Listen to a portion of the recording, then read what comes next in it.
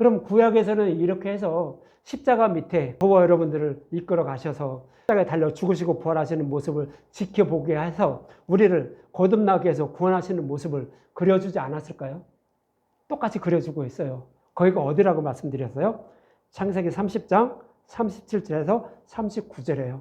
야곱이 양떼를 기르죠. 그게 버드나무, 살구나무, 신풍나무를 푸른 가지를 꺾어다가 껍질을 다 벗겼어요.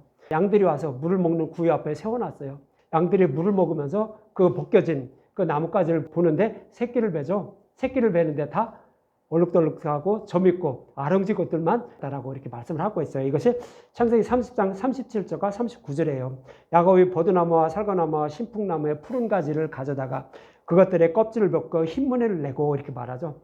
버드나무, 신풍나무, 살구나무 껍질을 벗겼다는 것은 뭐예요? 우리의 죄를 전거받은 예수님이 벌거벗은 몸이 된 거죠. 원래는 우리가 벌거벗어야 돼요. 우리가 죄 때문에 하나님 앞에 벌거벗은 자들이라고요.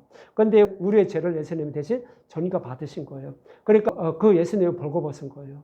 그래서 십자가에서 달려 죽으실 것을 세기 30장에서도 이렇게 다른 모형으로 표현을 하고 있는 거예요. 그래서 버드나무, 살구나무, 신풍나무, 푸른 가지를 껍질을 다 벗겼다라고 이렇게 말씀을 하고 있는 거예요. 우리의 죄를 전거받으신 예수님의 모습을 이렇게 그리고 있는 거예요. 그래서 38절에 그 껍질 벗긴 가지를 양떼가 와서 먹는 개천 물 구유에 세워 양떼를 향하게 하며 그때가 물을 먹으러 올 때 새끼를 베니 그러죠.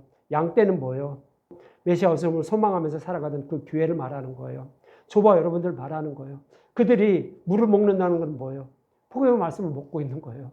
복음의 말씀을 먹으면서 뭐를 바라본다고요? 우리의 죄 때문에 십자가에 달려 죽으시고 부활하신 그 예수님을 마음의 눈으로 바라본다는 그 얘기예요. 그 얘기가 양떼를 향하게 하면 그때가 물을 먹으러 올 때 새끼를 벤다고요. 새끼를 벤다는 것은 뭐예요?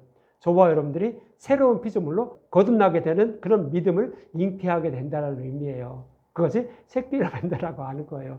그러면서 39절에 가지 앞에서 새끼를 뱀으로 얼룩한 것과 점이 있고 아롱진 것을 낳았다라고 이렇게 말하는 거예요. 점이 아롱지고 얼룩한 것은 다 누구 거예요?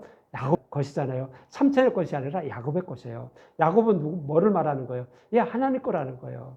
그래서 복음의 말씀을 들을 때 성령이 오셔서 십자가를 이끌고 가요. 버드나무, 살구나무, 신풍나무 그 나무를 껍질을 벗겨놓은 그것을 세우는 그 십자가를 이끌고 가는 거예요. 그래서 그것을 바라봄으로 우리는 어떻게 돼요? 예, 예수님이 우리의 죄 때문에 예수님 십자가에 달려 죽으시고 부활하셨구나 하는 것을 복음의 말씀을 믿는 그런 믿음을 잉태하게 되는 거예요.